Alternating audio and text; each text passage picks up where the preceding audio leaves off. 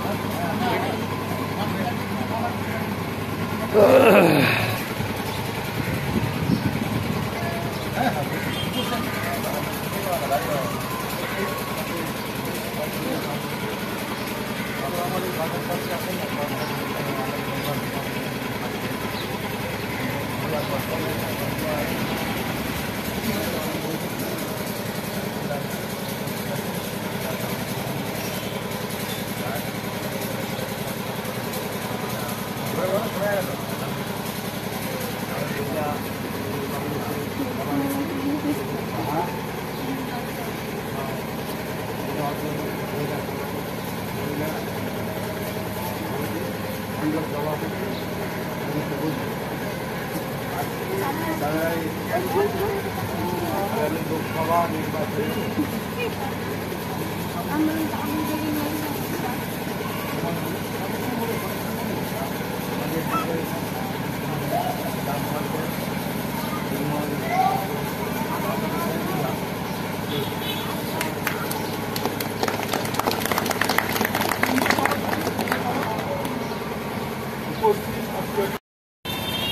ভোটারটিকে আপনার মতামত প্রকাশের মধ্য দিয়ে